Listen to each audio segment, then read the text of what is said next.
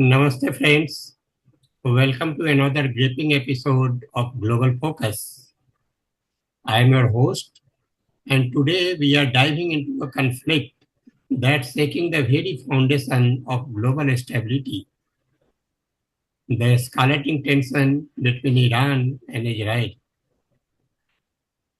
This isn't just a West Asia war story, it's a high stakes geopolitical drama with serious implications for the world economy, regional peace, and yes, even for India. Stay with us as we decode the unfolding crisis, its impact on global alliances, and how it could reshape India's foreign policy and national interest. So, to unpack this issue, we are joined by Sri Saptarshi Basu, who is a geopolitical expert and a dynamic educator. Saptarshi Basu, welcome to our channel. Thank you, sir. So let us decode what are the war impacts on security and defense of India. So Saptarshi Basu, my first question to you, what this war has what lesson does this conflict offer for India's defense modernization? So what do you think about it? This war is being studied very closely by geopolitical and military experts throughout the world. It has far-reaching consequences on the traditional architecture of war, Let's see. and this has necessitated what we call as an RMA. What is RMA? Is a revolutionary in military affairs. The traditional concept of war, right from the medieval time, that is generation first to generation three, were fortification, massed firepower, conventional systems of artillery or missile, and let us say fixed defenses with interlocking kill zones, etc., proved a very effective barrier against enemy troop movements, and it had taken quite some time for breaking such barriers, as the entire episode of Second World War and subsequent war up to the Iran-Israel conflict, and even to some extent Ukrainian conflict has. But what Israel has achieved to the C4ISR strength is unparalleled. If you see at the start of the war, both the sides were almost equally matched. Iran having 5 times the surface area of Israel, Let's see. and also having massive resources of oil and other aspects, and also having support of several auxiliaries or what we call as a proxy groups all around the world. So much so that prior to the war, prior to 7th October, Iran was a domineering force, and it had basically cornered UAE and Saudi together at an edge, and had also had virtually assumed the leadership of the Islamic world. The tussle was between Turkey and Iran. But after very smart geopolitical moves such as removal of the government of Syria through actions of Turkey and Israel, and thus liquidation of all the auxiliaries stage by contingent operation in Hamas in West Bank, against Hezbollah in Lebanon and others. The ability to wage a conventional war has been totally destroyed by Israel for Iran. And when the time came for the conventional strike, the ability to take preemptive first strike option and a complete decapitation, that is a dream of a military commander, has been achieved in utter surprise, almost complete surprise to the Iranian leadership and the civil military hierarchy of the state. It has been seen that Iran has suffered historical reverses. Never ever before the Greco-Persian War in history, where Xerxes suffered severe losses after the campaign in Athens when he tried to expand the campaign in Sparta in both naval and as well as land formation. Similar kind of military reverses has been seen in the present leadership of Iran. So on and so forth, that given the asymmetry, both in terms of the Iranian invasion of Greek, which was done by Xerxes, the force ratio was highly asymmetric in favor of Iran. Similarly, the stakes were launched against Israel, being the very small fleet, but of course not that militarily weak. But what has happened this time is almost surprising. All their fortified structures fell apart. The deep penetration ordinances have proved their effectiveness. Iran's uh, mastery of making high density concrete and supremely strong structure, fortified structure, though it should have kept the Iranian attack concept very much intact, was not able to do so. The deep penetrating missiles and munitions penetrated the fortification and rendered them useless.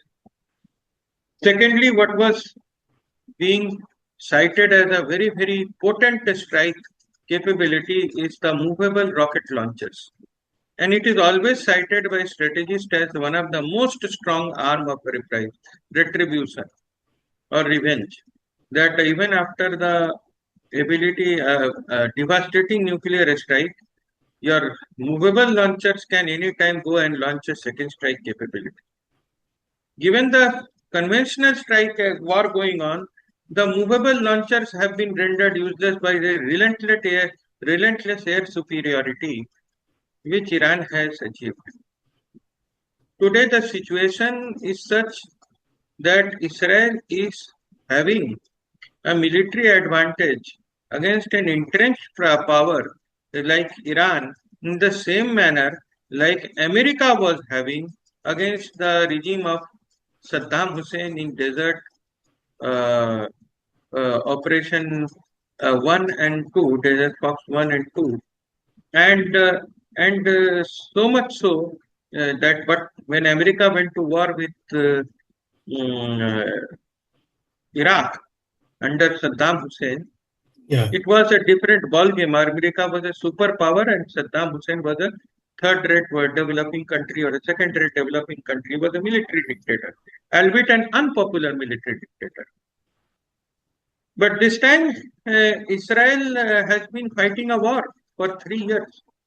Its resources must have been exhausted. It must have been suffering losses. But when it strikes, makes a preemptive strike against Iran, Iran just cannot take it.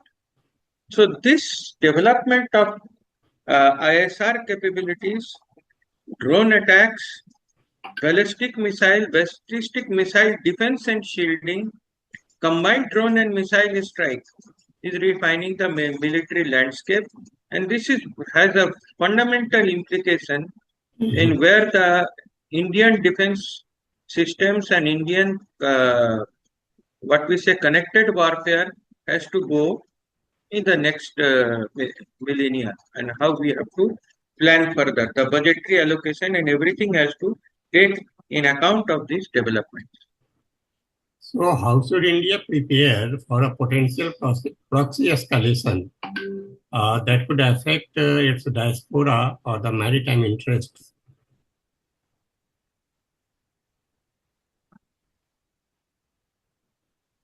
Hello, are you listening to me? Yeah. It is happening. Tell me, sir. So I said, how should India prepare for a potential proxy escalation? So there is a Indian diaspora and the Indian maritime interests. So that could be affected. In fact, India wanted and has expanded its footprint into the GCC countries. Several of the business enterprises which are running in the GCC countries, both in Emirates and Saudi, have Indian entrepreneurs and Indian business leaders. Under such circumstances, a huge amount of South Indian diaspora works in UAE and the entire Middle East, mostly from Kerala. And it is not an overextension to say that the entire state of Kerala is run by the foreign remittances reaching into God's own country, keeping that state government afloat because practically nothing is done of production in Kerala because they said that they are doing environmental conservatism or conservation. So all the remittances from Kerala has kept that state afloat. Now, if the entire population has to be evacuated in case of a full-blown attack Hmm. between UAE and Iran or something like that, then I think there will be a disaster.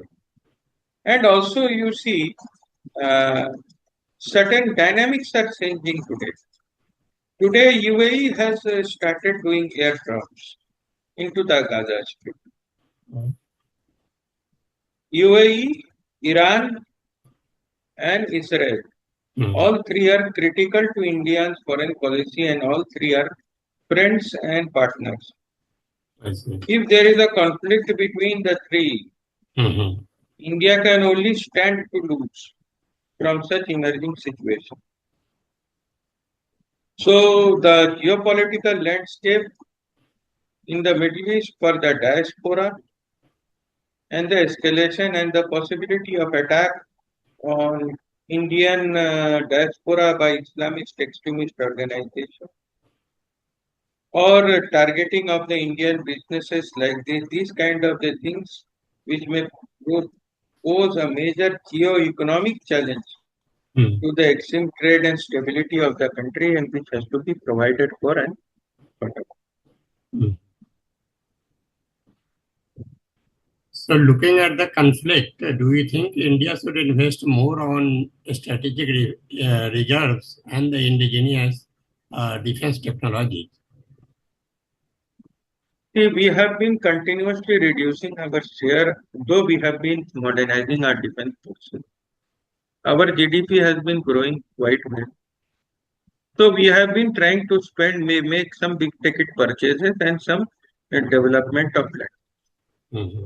But if you see the percentage of defense spending, it has been steadily declining, so much so that last year we were only at 1.9%, which is lower than one of the lowest ratio in Europe. While Poland has increased its defense spending to about 4%, India should also increase the defense spending to 5% at least, which that which is the target which Trump has set for Hmm. the European Union, and European Union has accepted. The NATO High Command has accepted to increase their budget Hmm. 5%. So, what is stopping a country like India, which is under imminent threat Hmm.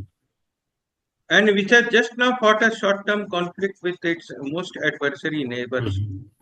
which is again being armed to teeth by hypersonic missiles and systems from China and the deep state cabal, for at least matching up with the defense expenditure percentage which the rest of the world is doing to at least 5%. Hmm. Because all the growth and prosperity will matter and it will be good as long as there is a nation which has to grow. And we are no foreigner to subjugation, invasion, attack and enslavement.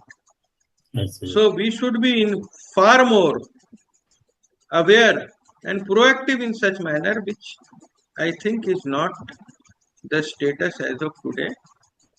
I think all the unnecessary uh, investment like Manrega, Narega, which has very long gestation period, Mm. should be halted, and all the possible funds which are there Mm. has to be diversified towards massive capacity building in defense technologies, in procurement for stop guard, through the Make in India and transfer technology protocol, and very importantly in dual use infrastructure like roads, Mm. shipyards, shipbuilding capacities, ports, Mm. maritime connectivity, so and so. So suppose this war uh, disrupt these undersea internet cables in that region. So what could be the impact on India's digital economy and cybersecurity postures? Today, you see a private player by the name Elon Musk through his SpaceX company Mhm. has been launching a constellation of several satellites. He has almost established his own GPS systems. He Iran. has established, no, I'm talking about Elon Musk. He has established his own GPS system. Iran has its uses GLONASS from Russia, but Elon Musk has his own GPS system, and he has his own, let us say, SATCOM technology called the Starlink, which is selling to the rest of the world. So, if Starlink can provide internet to the ship in the middle of the ocean, Ukrainian fronts, and everything by satellite from top, we being a technology savvy country and having significant capacity to launch satellites of our own and others through ISRO, I think what are we waiting for? We must have to develop our own internet capacity and prevent the leaching of financial resources and cost to Mm. outside service providers. We should be able to provide our own internet, our own data link, our own connectivity system.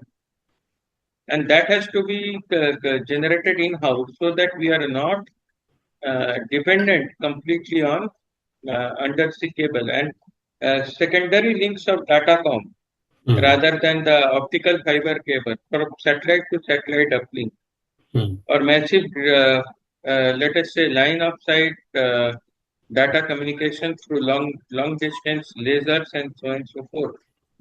That has to be developed through various internet protocols and corridors so that we are not kept hostage to such kind of disruptions. Though it is easier said than done, but I think definitely we have the capability and we have the resources.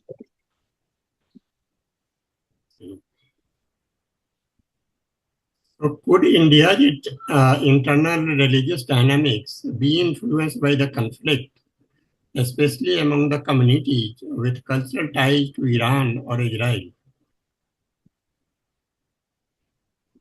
The Shias have been largely peaceful till now, and they have not been involved in much of the rioting and intra-religious conflicts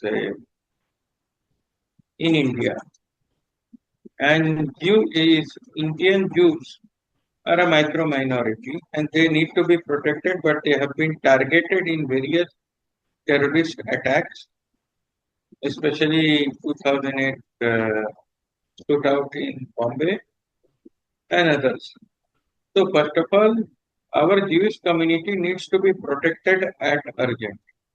It is unthinkable that the Jewish people will go out with a hammer in hand and start rioting against any community in their given numbers as well as their uh, vulnerability. Only thing which can be a factor of concern is the resident Shia population. It can be seen by demographic analysis and demographic economic analysis that Shias in general are more well off than Sunnis, both in the Bareilly as well as the Deobandi sect.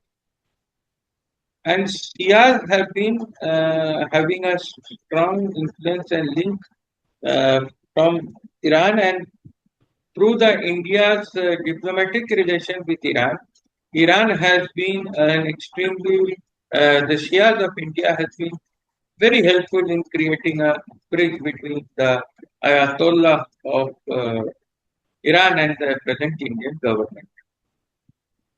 They have been the assuring factor. If you go by the right data and history, they have not been made responsible so much so for ethnic violences in India against the majority or any minority. But you can never know that if such an amount of extremism can be grossly created due to the fact that now these Hezbollah and Houthis and other people, they have nowhere to flee, and they start using our generosity or our systems to somehow leach into the border controls and come to India and start staying and influencing the uh, till now by far generally peaceful the Shia population. Under such circumstances, new challenges will emerge. So, defense and internal security planners have to think ahead. So, friends, that was the discussion for today, how the Iran-Israel war can impact India's security and defense concern. If you like the discussion, please subscribe to the channel and share the video with your friends and family. And if you have any question on your mind, do write in the comment. We'll be answering those questions. Thank you, Saptarshi Basuji. A big thank you to you for giving us your valuable time. The discussion was really enlightening, and we have learned what India should do in the case of Iran-Israel war. So thank you so much. We'll be meeting again for a new topic on Iran-Israel war and how could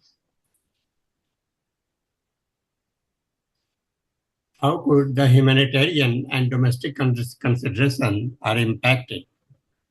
So thank you so much. We'll be meeting next.